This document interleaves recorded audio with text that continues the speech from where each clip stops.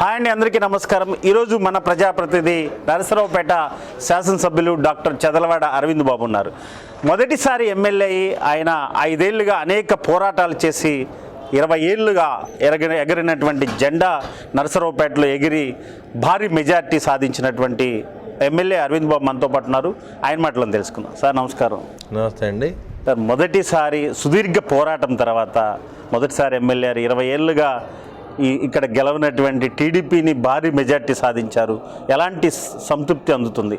అంటే ఇది మొత్తం కూడా ఉమ్మడి కూటమిలో జనసేన, టీడీపీ, బీజేపీ ముగ్గురం కలిసి చంద్రబాబు నాయుడు గారి ఆశీస్సులతోటి, అదేవిధంగా పవన్ కళ్యాణ్ గారి అండదండలతోటి, మోడీ గారి ఆశీస్సులతోటి ఈ విజయాన్ని సాధించగలిగాము. 2019లో నేను ఓడిపోయిన తర్వాత కూడా తెల్లారి నుంచే ప్రజల్లోకి వెళ్ళాను. ఎక్కడైతే ఓడిపోయాం అక్కడే గెలవాలి, నారా చంద్రబాబు నాయుడుగా నా మీద నమ్మకం ఉంచి సీట్ ఇవ్వడం జరిగింది కాబట్టి మళ్ళీ 2024లో నేనే పోటీ చేసి గెలవాలి అనే ఆలోచనతో 20 ఏళ్ళుగా ఎగిరిన జెండా, టీడీపీ జెండాని ఎగరేయాలనే ఆలోచనతో నేను కష్టపడి పనిచేయడం జరిగింది. నాకున్న రెండు ఆయుధాలు, ఒకటి ధైర్యం, ఒకటి కష్టం. ఈ రెండింటిని నమ్ముకున్నాను. ప్రజల్లోకి వెళ్ళాను, ప్రజలు నన్ను నమ్మారు. రాజకీయ ఉద్దండులు ఏలిన నియోజకవర్గం అని చెప్పుకోవచ్చు. అటు కాసు కుటుంబం కానీ, కోడెల కుటుంబం కానీ అనేక మంత్రులుగా పనిచేసినటువంటి నేపథ్యంలో మొదటిసారి ఒక 30 ఏళ్ళు డాక్టర్గా ప్రజల్లో ఉన్నటువంటి నేపథ్యంలో మొదటిసారి ఎమ్మెల్యేగా ఓడిపోయినప్పుడు ఏమన్నా అనిపించిందా? ఇంకోసారి ఆయన పోటీ చేసి గెలవగలమనే ఒక ధైర్యం ఉందా మీకు? ఒక పని మొదలు పెడితే కనుక ఆ పని సక్సెస్ అయ్యేదాకా నిద్రపోయేది లేదు. ఓడిపోవడం అనేది సహజం. చంద్రబాబు నాయుడు గారు నా మీద నమ్మకం ఉంచి నాకు సీట్ ఇవ్వడం జరిగింది. ఆ నమ్మకాన్ని వమ్ము చేయకుండా వారికి ఉన్న దాని గౌరవాన్ని కాపాడుతూ నేను ముందుకెళ్ళడం జరిగింది. ఓటర్లు ఎప్పుడు కూడా ప్రజలు కులాన్ని చూడరు, మతం చూడరు, డబ్బులు చూడరు. మంచి వ్యక్తి కావాలి, వాళ్ళకి పరిపాలన బాగా చేయాలి, ఆ విధంగా వాళ్ళు చూస్తూ ఉంటారు. దాన్ని వాళ్ళ నమ్మకాన్ని వమ్ము చేయకుండా నేను ప్రజల్లోకి వెళ్ళాను, ప్రజల కోసం పోరాటం చేశాను.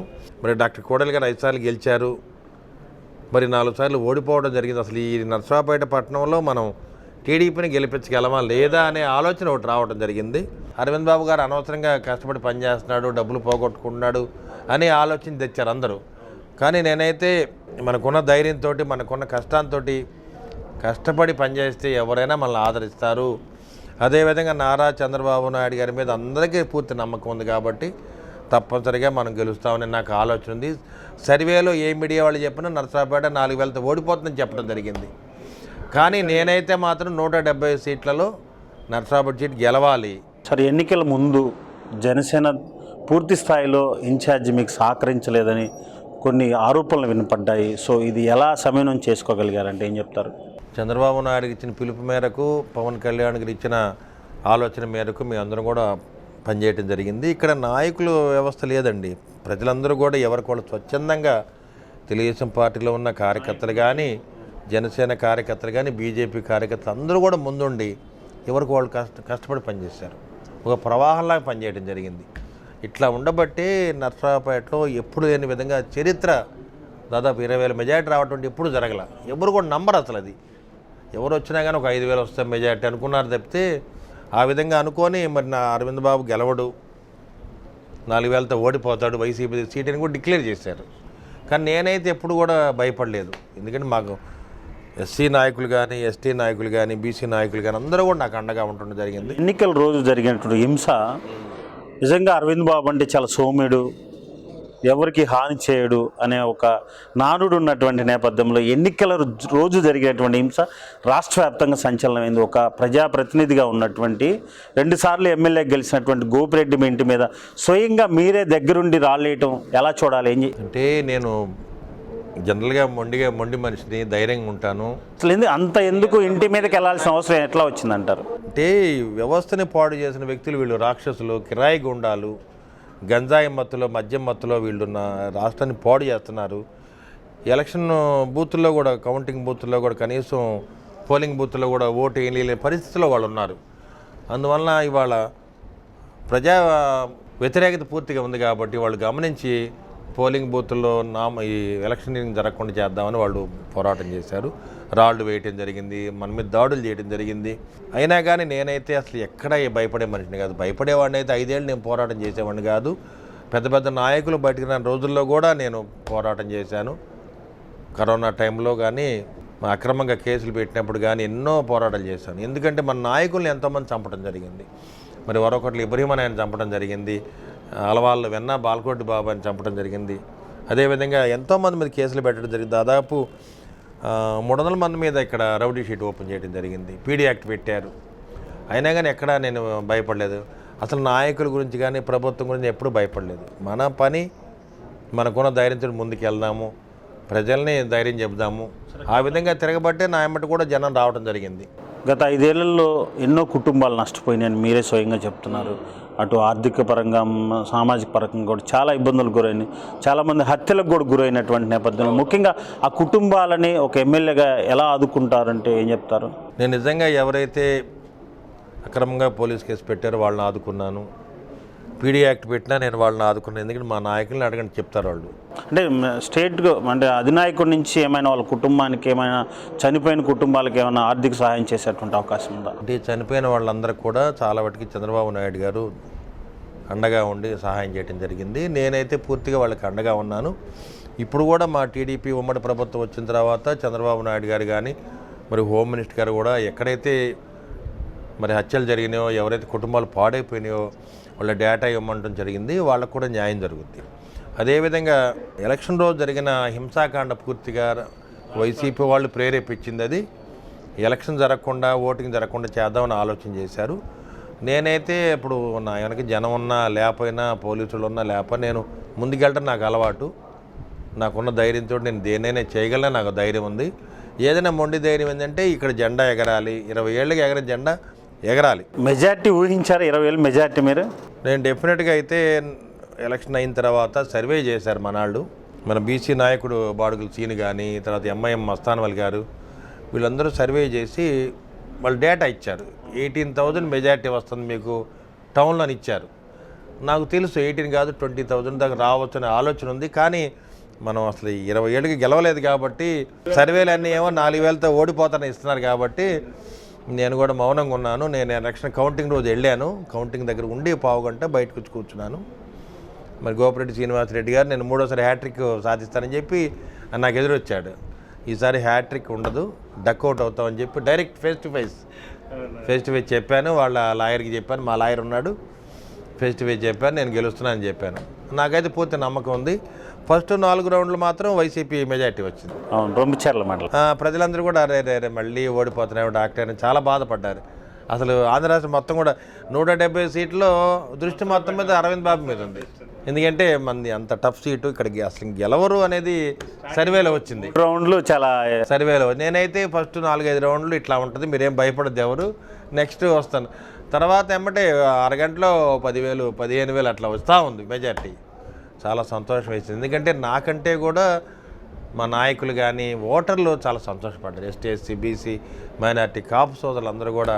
సార్ అంటే గోపిరెడ్డి 10 ఏళ్ళుగా ఉన్నాడు, 5 ఏళ్ళు మౌనంగా ఉన్నాడు. 5 ఏళ్ళు అధికారం వచ్చిన తర్వాత ఆయన అరాచక పాలన చూపించారని మీరే చెప్తున్నారు. సో ఎంతోమంది ఆయన పక్కన ఉన్నటువంటి సెకండ్ లీడర్స్ కూడా ఆయన అరాచకంలో పాలు పంచుకున్న వాళ్ళే. కానీ ఈరోజు మీకు అరవింద్ బాబు గారికి బ్రహ్మరథం పట్టారు అన్ని వర్గాల ప్రజలు, ఆఖరికి వైసీపీ అసమ్మతి కూడా మీకు పట్టం కట్టినటువంటి పరిస్థితి. సో గోపిరెడ్డి లాగా అలాంటి కక్ష సాధింపులు రాబోయే రోజులు ఏమైనా ఉన్నాయా అంటే ఏం చెప్తారు? మా నాయకుడు ఒకటే మాకు సందేశం ఇచ్చాడు, ఎక్కడ కూడా కక్ష సాధింపులు వద్దు, వైసీపీ కావచ్చు అందరినీ సమానంగా చూడండి, అందరికీ పెన్షన్స్ ఇచ్చే ఏర్పాటు చేయండి, ఎవరి మీద కూడా అక్రమంగా కేసులు పెట్టదని చెప్పడం జరిగింది.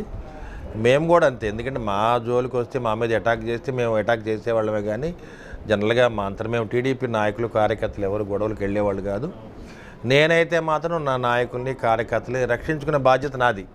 అప్పుడు రక్షించుకున్నాను, ఇప్పుడు రక్షించుకుంటాను. ఎందుకంటే ఈ రాజకీయంగా ఏదైనా దాడులు జరగవచ్చు, అందుకని ఎక్కడ కూడా వెనకడుగు వేసేది లేదు. నేను ఓడిపోయిన తెల్లారి జనాల్లో ఉన్నాను, గెలిచిన తెల్లారి కూడా జనాల్లో ఉన్నా. ఇప్పుడు కూడా ఈ 3 నెలల నుంచి కూడా ప్రజల్లో ఉంటున్నాను. ప్రతిపక్షంలో ఉన్నప్పుడు 18 గంటలు పనిచేస్తే ఇప్పుడు 20 గంటలు పనిచేస్తున్నాను. నామినేటెడ్ పోస్టులు చాలా కష్టపడిన వ్యక్తులకి ఆల్రెడీ ఇప్పటికే పొలిట్ బ్యూరో సమావేశం అవుతుంది, ఒక లిస్ట్ అయితే తయారవుతుంది. సో మీరు మీ నియోజకవర్గంలో ఉన్నటువంటి కష్టపడిన కార్యకర్తలకి ఒక లిస్ట్ ప్రిపేర్ అయిందా?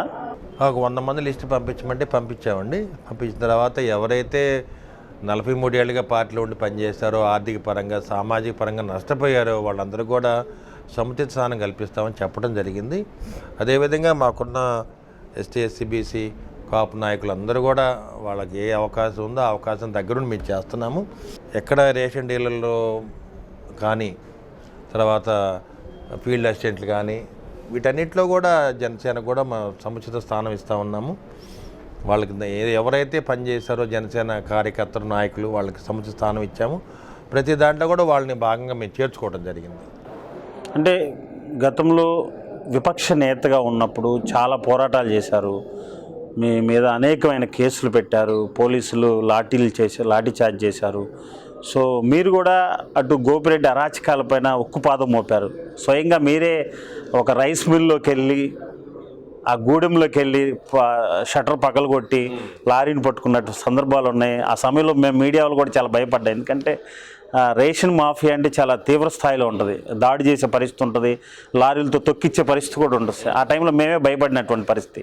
సో గోపిరెడ్డి చేసినటువంటి వ్యవహారాలు, రేషన్ బియ్యం మాఫియా, అరవింద్ బాబు కూడా మొదలు పెట్టాడని ఒక రూమర్స్ నర్సరావుపేటలో వినిపిస్తున్నాయి. మీరేమంటారు? అంటే ఇవన్నీ రూమర్స్ అని మీరే అంటున్నారు. ఎందుకంటే ఇప్పుడు 2 నెలలు గడిచినా కానీ విజిలెన్స్ వ్యవస్థ కానీ పోలీస్ వ్యవస్థ ఇంతవరకు మారలేదు. ఎవరైతే రేషన్ మాఫియా చేస్తారో ఇంతకుముందు మిల్లులు కానీ వాళ్ళే ఇప్పుడు కూడా వ్యాపారాలు చేస్తూ ఉన్నారు. అది జరుగుతుంది. అది ఎందుకంటే వ్యవస్థ మారితే ఇవన్నీ కూడా ఆగిపోతాయి. మరి సివిల్ సప్లైస్ మినిస్టర్ మనోహర్ గారు కూడా దీని మీద ఉక్కుపాదం మోపుతున్నారు. మేము ఎక్కడైతే ఏ రైస్ మిల్స్ ఎక్కడైతే చాలా స్పెషల్ డ్రైవ్స్ పెడుతున్నారు, ఎక్కడైతే కిలో రూపాయి బియ్యం అక్రమ రవాణా జరుగుతుందో వాటి మీద కూడా ఉక్కుపాదం మోపుతున్నారు. ఏదైతే వైసీపీ వాళ్ళు ఏ వ్యాపారం చేస్తున్న మిల్లులో వాటిని కూడా విజిలెన్స్ దాడులు జరుగుతున్నాయి, దాని మీద ఉక్కుపాదం మోపుతున్నారు. తప్పనిసరిగా ఎక్కడ కూడా ఇటువంటి ఇబ్బందులు జరగకుండా సక్రమంగా రేషన్ పంచడానికి మేము ప్రయత్నం చేస్తాం. సార్, గతంలో గోపిరెడ్డి శ్రీనివాసరెడ్డి ఒక గంజాయికి ఒక గూడెం తయారు చేసుకొని వ్యక్తులను పెట్టి తన అనుచరులను పెట్టి గంజాయి వ్యాపారం చేశారంటున్నారు. మరి మీ డిపార్ట్మెంట్ వచ్చింది, మీ ప్రభుత్వం వచ్చింది, మరి ఇంతవరకు వెలుగు తీయలేదు. ఎక్కడ గూడాలు, వాళ్ళ మీద ఎలాంటి చర్యలు తీసుకున్నారు? ఇప్పటికే ఆల్రెడీ మీకు సంబంధించిన పోలీస్ అధికారులు కూడా ఇచ్చారు, దాని మీద ఏమైనా చర్యలు తీసుకుంటున్నారు? అంటే మాకు ఇంతవరకు పోలీస్ వ్యవస్థ పూర్తిగా మారలేదు. సిఐలు రావాలి, ఎస్ఐలు రావాలి, గ్రౌండ్ లెవెల్లో అందరూ కూడా పెరిఫెరీకి వెళ్ళి పనిచేసే ఇంకా వ్యవస్థ ఇంకా రాలేదు. అయినా కానీ ఇప్పుడున్న సిఐలు కూడా రోజు గంజాయి మీద ఉక్కుపాదం మోపుతూ ఉన్నారు. అదేవిధంగా దొంగ మద్యం మీద కూడా, గోవా మద్యం తీసుకొచ్చిన వాటి మీద కూడా పట్టుకుంటూ ఉన్నారు. అక్రమంగా రేషన్ రవాణా చేస్తుంటే దాని మీద కూడా విజిలెన్స్ దాడులు జరుగుతున్నాయి. తప్పనిసరిగా వ్యవస్థ మారుద్దాం కొన్ని నెలల్లో, తప్పనిసరిగా అంతా కూడా మన ఉమ్మడి ప్రభుత్వం కంట్రోల్లోకి వస్తుంది. కాబట్టి తప్పనిసరిగా వ్యవస్థను బాగు చేసుకుంటాము.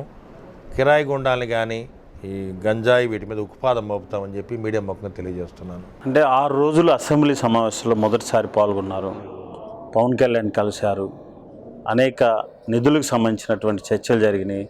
సో చంద్రబాబును కలిశారు, అనేక మంత్రులు కూడా కలిశారు, చాలా స్పీడ్గా వెళ్ళారు అభివృద్ధిలో. సో ఎలాంటి ప్రపోజల్స్ ఇచ్చారు? అక్కడి నుంచి ఎలాంటి సానుకూలమైనటువంటి వ్యవహారాలు వచ్చినాయి? అంటే ఇప్పుడు మనం గెలిచిన తర్వాత తెల్లారి నుంచే ప్రజల్లోకి వెళ్ళాలి, ప్రజల భాగస్వామ్యంతో మనం టౌన్ బాగు చేసుకోవాలి. నిధులు వచ్చినా రాపోయినా ముందుకు వెళ్దామని అనుకున్నాము.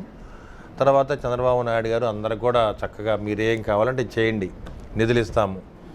అదేవిధంగా పవన్ కళ్యాణ్ గారు మన ఉప ముఖ్యమంత్రి ఆయన కూడా చెప్పడం జరిగింది. మరి హెల్త్ మినిస్టర్ గారు కానీ, మున్సిపాలిటీ మినిస్టర్ కానీ అందరూ కూడా, దేవాలయ శాఖ మంత్రులు అందరూ కూడా, మరి electricity minister, road and buildings అందరూ కూడా మీకు ఏం కావాలో మేము చేసి పెడతాం, నిధులు ఇస్తాం, మీరు ఏం కావాలో చేసుకోండి, కాలువలు బాగు చేయండి, రోడ్లు వేసుకోండి అని చెప్పారు. నేను ఇక్కడ రాగానే మనం గెలిచిన ఎమ్మటే మొదటి వారంలోనే గుంటూరు రోడ్డు ఒకటి, వినుకొండ రోడ్డు 2 కొత్త రోడ్లు వేయడం జరిగింది, బీటీ రోడ్లు. అదేవిధంగా కాలువలు సిల్ట్ తీస్తున్నాము, రోబోలు వాడుతున్నాము, ప్రొక్లైనర్ వాడుతున్నాము. ఎక్కడ కూడా అభివృద్ధిలో మన వెనకాడింది లేదు. నెల వరకు నిధులు అడగమాకండి చంద్రబాబు బహిరంగ చెప్పారన్న, అది ఎంతవరకు నిజం? చంద్రబాబు నాయుడు గారు ఎప్పుడు చెప్పలేదు, డబ్బుల గురించి ఎప్పుడు మీరు వెనకాడు వేయద్దు, రాష్ట్రాన్ని అభివృద్ధి చేసుకుందాము, నిధులు ఏ విధంగా నేను మీకు సహాయం చేస్తానని చెప్పడం జరిగింది. అదేవిధంగా ఇప్పుడు సాగర్లో కూడా నీరు రావడం జరిగింది. రైతులకు కూడా దగ్గరుండి మరి విత్తనాలు ఇవ్వడం జరుగుతుంది. వ్యవసాయం చేసుకోవడానికి అన్ని విధాల ప్రభుత్వం అండగా ఉంటుంది. అదేవిధంగా ఏదైతే 2014, 19లో 5,000 కోట్లు పెట్టి చంద్రబాబు నాయుడు కాలువలు సుందరీకరణ చేశారో, అది తర్వాత 2019, 2024లో మూలపడిపోయింది. మళ్ళీ కాలువల మొత్తానికి కూడా నిధులు రిలీజ్ చేయడం జరిగింది. జంగిల్ కటింగ్ కానీ, తర్వాత మట్టి తీయటం కానీ ఇవన్నీ కూడా చేసి కాలువలు బాగు చేస్తున్నాం. అంటే నీరు సమృద్ధిగా మరి టైలెంట్ భూములకు కూడా సరఫరా కావాలి కాబట్టి ఈ కార్యక్రమం చేస్తున్నాము. మీరు పవన్ కళ్యాణ్ ఆఫీస్ స్వయంగా వెళ్ళారు. కోటప్పకొండ రోడ్ల వ్యవహారం కానీ కోటప్పకొండ అభివృద్ధి వ్యవహారంలో ఎలాంటి మాటలు మీ మధ్య జరిగినాయి, ఎలాంటి హామీ ఇచ్చారు ఆయన పవన్ కళ్యాణ్? అంటే పవన్ కళ్యాణ్ గారికి మేము ఒకటే చెప్పడం జరిగింది, కోటప్పకొండ శివరాత్రి అనేది స్టేట్ ఫెస్టివల్ కాబట్టి కొండ చుట్టూ వచ్చే రోడ్లన్నిటి కూడా ఈ శివరాత్రి లోపల బాగు చేసుకోవాలి. రోడ్లన్నీ సుందరీకరణ చేస్తే రేపు శివరాత్రికి ట్రాఫిక్ జామ్ లేకుండా అన్ని విధాలా బాగుంటుందని చెప్పడం జరిగింది. అదేవిధంగా పవన్ కళ్యాణ్ గారిని కానీ దేవాలయ శాఖ మంత్రిని కూడా ఒకసారి కోటప్పకొండ రమ్మని మేము విజిట్ చేయమని అడగడం జరిగింది. ఈ కార్యక్రమంలో వారు కూడా స్పందించి దాదాపు ఈ నెలలో వస్తామని చెప్పడం జరిగింది. వారి విజిట్స్ కూడా మేము ఏర్పాటు చేసుకుంటాం. రాష్ట్రంలో ఇప్పుడున్నటువంటి 175 నియోజకవర్గాలకు సంబంధించినటువంటి దాదాపు 164 సీట్లు సాధించారు. సో అసెంబ్లీకి కనీసం జగన్మోహన్ రెడ్డి కేవలం ఆ రోజు ప్రమాణ స్వీకారానికే పరిమితమైనటువంటి పరిస్థితి. కనీసం ప్రజల సమస్యలపైన పోరాడాల్సినటువంటి మాజీ ముఖ్యమంత్రి ఢిల్లీ స్థాయిలో మరి టీడీపీ పైన విమర్శలు చేయటం ఎలా చూడాలి? జగన్మోహన్ రెడ్డి గారు ముఖ్యమంత్రిగా ఉన్నప్పుడే పరదాల చాటున అసెంబ్లీకి వచ్చేవాళ్ళు. జనాల్లో కలవటానికి ఇష్టం ఉండదు, జనాలంటే భయం కావచ్చు. ఇవాళ ఓడిపోయిన తర్వాత అసలు ధైర్యం లేదు ఆయనకి. ఒక్కరోజు అసెంబ్లీకి రావడం జరిగింది, ఆ రోజు ప్రమాణ స్వీకారం చేసి వెళ్ళిపోవడం జరిగింది. కానీ ప్రజా సమస్యల మీద ఒక ప్రజానాయకుడికి పోరాటం చేయాలంటే కనీసం ప్రతిపక్ష హోదా కూడా లేదు ఆయనకి వాళ్ళ. అందువలన ఎక్కడో తెలియని హత్యలు, అది టీడీపీ వాళ్ళు చేశారని చెప్పి నెపం మోయటం, ఢిల్లీ వెళ్ళి జంతర్ మంతర్లో ధర్నా చేయటం, ఇవన్నీ కూడా ప్రజలు ఎవరు నమ్మట్లే. ఎందుకంటే జగన్మోహన్ రెడ్డి గారు 5 ఏళ్లుగా ప్రజలకు శిక్ష వేశాడు. ఎటువంటి శిక్ష అంటే అతని కనీసం సంతోషంగా బతికే పరిస్థితి కూడా లేని పరిస్థితిలో మరి ప్రజలు 5 ఏళ్ళు కష్టంగా గడపడం జరిగింది. అందుకనే సరైన తీర్పు ఇచ్చారు, రాక్షస పరిపాలన పారదోలారు. వాళ్ళ చంద్రన్న పవన్ కళ్యాణ్ గారు రాజ్యం ఏర్పాటు చేయడం జరిగింది కాబట్టి ప్రజలందరూ కూడా సంతోషంగా ఉన్నారు. సార్, మీ జిల్లాలు అంతకుముందు 13 జిల్లాలు ఉన్నటువంటి నేపథ్యంలో జిల్లాలు పెరిగినాయి కానీ సరైన బిల్డింగ్స్ రాలేదు, కలెక్టర్ భవనం రాలేదు, ప్రభుత్వ ఆసుపత్రి ఒక్కటి మాత్రమే వచ్చింది. సో చాలా బిల్డింగ్స్ రావాలి, ఎస్సీ ఆఫీస్ కానీ అనేక శాఖలకు సంబంధించినటువంటి బిల్డింగ్స్ కూడా పూర్తి చేయలేదు. మరి నర్సరావుపేట హెడ్ క్వార్టర్లో ఉన్నటువంటి ప్రజాప్రతినిధిగా సో వాటన్నిటికీ ఎలా సమకూరుస్తారు? బిల్డింగ్స్ కానీ ఏమైనా ప్రణాళిక రూపొందించారా? అంటే ఉమ్మడి ప్రభుత్వం పూర్తిగా ఆర్థిక పరంగా సెటిల్ అయిన తర్వాత కలెక్టరేట్ కానీ ఎస్పీ బంగ్లా కానీ అదేవిధంగా ఆర్డీఓ బంగ్లా, ఈ విధంగా అన్ని వ్యవస్థల్ని ఒకే చోట కడదామని ఆలోచన ఉంది చంద్రబాబు నాయుడు గారికి. ప్రతి జిల్లా ఏదైతే కొత్తగా ఏర్పడిందో వాటిని అభివృద్ధి చేసుకోవాలనే ఆలోచనతో చంద్రబాబు నాయుడు ఉన్నారు. అదేవిధంగా మాకు ST, SC, BC, minority hostels ఇవన్నీ కూడా దగ్గరుండి కట్టుకోవాలి కొత్తవి. అదేవిధంగా బీసీలకి స్టడీ సర్కిల్ ఏర్పాటు చేయాలి పల్నాడు జిల్లాలో. అదేవిధంగా బీసీలకి హాస్టల్స్ కానీ కమ్యూనిటీ హాల్స్ ఇవన్నీ కూడా దగ్గరుండి పూర్తి చేయాలి. ఇవన్నీ కూడా తప్పనిసరిగా ఈ 5 ఏళ్ళు పూర్తి అయ్యే లోపల సొంత భవనాలకు మేము వెళ్తాము. దగ్గరుండి చంద్రబాబు నాయుడు గారు, పవన్ కళ్యాణ్ గారు ఇద్దరు మాట ఇవ్వడం జరిగింది. ఏ కార్యక్రమాన్నైనా అభివృద్ధి కార్యక్రమం అనే దాంట్లో మీరు వెనకడుగు వేయొద్దు, నిధులు కష్టమైనా కానీ మేము తీసుకొచ్చేస్తాం, మీరు ముందుకెళ్ళని చెప్పడం జరిగింది. ఇటువంటి కార్యక్రమాలు ఇవాళ మున్సిపాలిటీలో కూడా సీసీ రోడ్లకి ఎస్టిమేషన్ వేయడం జరిగింది, టెండర్లు పిలిచాము. అదేవిధంగా శానిటైజేషన్లో కూడా మరి కొత్త మరి ఎక్కువ మంది కార్మికులు చేర్చుకొని ఇవాళ పనిచేస్తూ ఉన్నాం అన్నమాట. సూపర్ 6 పథకాలు అమలు చేయలేరు అని వైసీపీ తీవ్రంగా విమర్శిస్తుంది. మరి మీరేమో ఖచ్చితంగా సూపర్ 6 చేస్తూ ఉంటున్నారు. సాక్షాత్తు చంద్రబాబు కూడా కొంత టైం పడుతుంది అంటున్నారు. దీనిపైన వైసీపీ విమర్శలు చేస్తుంది, ఎలా తిప్పుకోవడం? మా మీద నమ్మకం ఉంది. ఎందుకంటే జగన్మోహన్ రెడ్డి గారు 2000 రూపాయల పింఛన్ని 3000 చేయడానికి 5 ఏళ్ళు పట్టింది. కానీ చంద్రబాబు నాయుడు గారు గెలిచిన తెల్లారి 3000 రూపాయలని ముందుగానే చెప్పాము. మేము 3000ది 4000 చేసాం. ఇది వృద్ధాపించడం, వికలాంగులది 3000ది 6000 ఇస్తున్నాం. ఈ విధంగా మరి ప్రజలు మమ్మల్ని నమ్ముతారు. డెఫినెట్గా మేము ఇచ్చిన హామీలు కూడా నెరవేరుస్తాం. ఏదైతే ఎలక్షన్ ముందు మేనిఫెస్టోలు పెట్టామో తప్పకుండా నెరవేరుస్తాము. ప్రజలైతే మమ్మల్ని నమ్ముతున్నారు. మళ్ళీ చంద్రబాబు నాయుడు గారిని 2047 2047 విజన్ వికసిత భారత్ అనే కార్యక్రమం చేపట్టి ఇటు చంద్రబాబు నాయుడు గారు, పవన్ కళ్యాణ్ గారు, మోడీ గారు ముగ్గురు కలిసి 2047 దాకా ప్రభుత్వాన్ని కొనసాగిస్తారు. ఒక బీసీ ఎమ్మెల్యేగా గతంలో కూడా బీసీ అధ్యక్షుడు శంకర్రావు గారు కూడా నర్సరావుపేటకు వచ్చారు, పిలుపునిచ్చారు అరవింద్ బాబు గారు కోట్లేయాలి గెలిపించాలని. సో బీసీ హక్కుల పైన రానున్నటువంటి రోజుల్లో మీ వాయిస్ ఎలా ఉండబోతుందంటే ఏం చెప్తారు? అంటే జనరల్గా చంద్రబాబు నాయుడు గారు కానీ, ఎన్టీ రామారావు గారు ఉన్నప్పుడు కానీ, తెలుగుదేశం పార్టీలో బీసీకి పెద్దపీట వేయడం జరిగింది. బీసీలు అంటే తెలుగుదేశం పార్టీ వెన్నుముక అని చెప్పడం జరిగింది. అదేవిధంగా ఇప్పుడు స్పీకర్ గారు కూడా అయిన పాత్రలో ఉన్నారు. 50 ఏళ్ళు దాటితే బీసీలందరూ కూడా పెన్షన్ ఇస్తానని చెప్పి 4,000 పెన్షన్ ఇస్తానని చెప్పారు. 50 ఏళ్ళు దాటితే 50 ఇయర్స్ దాటిన వాళ్ళకి. అదేవిధంగా బీసీలందరూ కూడా సెంట్రల్ గవర్నమెంట్ స్కీమ్స్లో కానీ స్టేట్ గవర్నమెంట్ స్కీమ్స్లో 30% రిజర్వేషన్ ఇస్తానని చెప్పడం జరిగింది. ఈ మైనింగ్లో కానీ తర్వాత లిక్కర్ వీటిలో కానీ ఎక్సైజ్ వీటిలో కూడా భాగం ఇస్తామని చెప్పడం జరిగింది. అదేవిధంగా బీసీల పిల్లలు చదువుకోవడానికి స్టడీ సర్కిల్ ఏర్పాటు చేస్తాం. బీసీ కమ్యూనిటీ హాస్టల్స్ని కంప్లీట్ చేస్తాము. అదేవిధంగా ఎక్కడైతే ఎస్టీ బీసీ హాస్టల్స్ ఉన్నాయో వాటన్నిటిని కూడా నూతన భవనాల్లోకి మార్చడానికి మేము పూర్తిగా ముందుకున్నాం. సార్, జిల్లా అయింది కానీ ఎక్కడ కూడా ట్రాఫిక్ సమస్య అయితే పూర్తి అవ్వలేదు. నర్సరావుపేటలో ట్రాఫిక్ సమస్య పట్టి పీడిస్తుంది. ఎందుకంటే మల్లం సెంటర్కి వెళ్ళినా ఫుల్ ట్రాఫిక్ ఉంటుంది, గడియాసమ్మ సెంటర్కి వెళ్ళినా ఫుల్ ట్రాఫిక్ ఉంటుంది. తర్వాత రింగ్ రోడ్లు పూర్తిగా నాశనం అయిపోయినటువంటి పరిస్థితి. సో రింగ్ రోడ్లు మరమ్మతులు చేసి ట్రాఫిక్ సమస్య ఏమన్నా డిపార్ట్మెంట్తో కూర్చొని ఏమన్నా ప్రణాళికంగా ముందుకెళ్ళే అవకాశం ఏమైనా ఉందా? తప్పనిసరిగా, ఎందుకంటే మేము ప్రభుత్వంలోకి వచ్చి 2 నెలలు అయింది. ఈ 2 నెలల్లోనే మన కాలువలు కానీ మున్సిపాలిటీ అన్ని వ్యవస్థలు బాగు చేసుకుంటూ ఉన్నాం. అదేవిధంగా ట్రాఫిక్ సమస్య మీద కూడా మరి పోలీసు వాళ్ళతో కూర్చొని రోడ్ అండ్ ట్రాఫిక్ వాళ్ళతో కూర్చొని తప్పనిసరిగా సమస్య పరిష్కారం చేస్తాము. ఎందుకంటే నర్సరావుపేట అనేది ఒక మెడికల్ హబ్, ఒకటి ఎడ్యుకేషన్ హబ్ అనమాట. ఎందుకంటే నిత్యం కొన్ని వేల మంది పిల్లలు ఇక్కడ చదువుకుంటాం, ప్రైవేట్ కాలేజెస్ ఉన్నాయి. అందుకని ఈ ట్రాఫిక్ సమస్య తగ్గించడానికి పూర్తిగా ప్రయత్నం చేస్తాం. ఇప్పుడు ప్రభుత్వ హాస్పిటల్ 200 పడకల హాస్పిటల్ ఉంది. ఇంకా మళ్ళీ ఇంకొక 150 బెడ్స్ హాస్పిటల్ కూడా అప్గ్రేడ్ చేయబోతున్నారు. సో రానున్నటువంటి రోజుల్లో వైద్య రంగమే కాకుండా వైద్య రంగంలో విద్యా రంగాన్ని ఏమైనా తీసుకొస్తున్నారా? ఎందుకంటే జిల్లా హెడ్ క్వార్టర్గా ఉంది. మనం గుంటూరు చూసుకుంటే జీజీహెచ్లో అనేక కోర్సులు ప్రవేశపెట్టారు. సో చాలామంది నిరుద్యోగులు కూడా ఉపయోగపడేటువంటి అవకాశం ఉంది. అలాంటి ప్రణాళిక ఏమైనా ఉందా? జిల్లా హాస్పిటల్ని అప్గ్రేడ్ చేసుకుంటున్నాం ఒకటి. అదేవిధంగా maternity child care health hospital ఒకటి శంకుస్థాపన చేసి మళ్ళీ ఒక 100 బెడ్స్ హాస్పిటల్ కన్స్ట్రక్ట్ చేయబోతున్నాము. అదేవిధంగా రాబోయే కాలంలో మరి చంద్రబాబు నాయుడు గారి మోడీ గారి ఆశీస్సులు ఉంటే కనుక పల్నాడు జిల్లాలో మళ్ళీ ఇంకో మెడికల్ కాలేజీ తేవడానికి మొదట్లో ప్రయత్నం జరిగింది. స్పీకర్ గారు ఉన్నప్పుడు ఈ ప్రయత్నం చేయడం జరిగింది. కాబట్టి అవకాశాన్ని బట్టి మేము కూడా ప్రయత్నం చేస్తాము. మళ్ళీ ఒక మెడికల్ కాలేజీ రావడానికి వీలుగా ప్రయత్నం చేద్దామని మా ఆలోచన ఉంది. మరి చంద్రబాబు నాయుడు గారి ఆశీస్సులు ఉంటే మాత్రం తప్పనిసరిగా సెంట్రల్ గవర్నమెంట్ ఏదైతే అమలు చేస్తో ఆ టైంలో మేము కూడా ఒక మెడికల్ కాలేజీ తీసుకుంటాము. ఎందుకంటే ఇక్కడ మెడికల్ ఆల్రెడీ ఎన్నో ఇక్కడ దాదాపు 200 హాస్పిటల్స్ ఉన్నాయి. 200 మంది డాక్టర్లు ఉన్నారు. ఒక మెడికల్ హబ్ ఇది. మరి పల్నాడు ప్రాంతంలో కూడా మెడికల్ సీట్లు వచ్చే పిల్లలు చాలా ఎక్కువ మంది ఉంటారు. అందువల్ల ఒక మెడికల్ కాలేజీ కనుక ఎస్టాబ్లిష్ చేసుకుంటే అందరికీ అందుబాటులో ఉంటుంది, అందరికీ ఉపయోగపడుతుందని ఆలోచన. సార్, మీ టీడీపీ మేనిఫెస్టోలు ఉంది, సూపర్ 6 పథకం కానీ కూటమి మేనిఫెస్టో ఉన్నటువంటి పరిస్థితి. కానీ మీకు ముఖ్యంగా మీరు కానీ ఎరపతినేని గారు కానీ మీ లోకల్ మేనిఫెస్టోలు పెట్టారు. ముందస్తుగా కూడా దాన్ని అనౌన్స్ చేశారు, ఒక కడపత్ర రూపంలో అనౌన్స్ చేశారు. దాని గురించి ఇంతవరకు మరి 2 నెలల కాలం జరుగుతుంది కానీ మరి మేనిఫెస్టోల గురించి ఎక్కడ మాట్లాడలేదు. మేనిఫెస్టోలు ఏమన్నా అమలు చేసే అవకాశం ఉందా?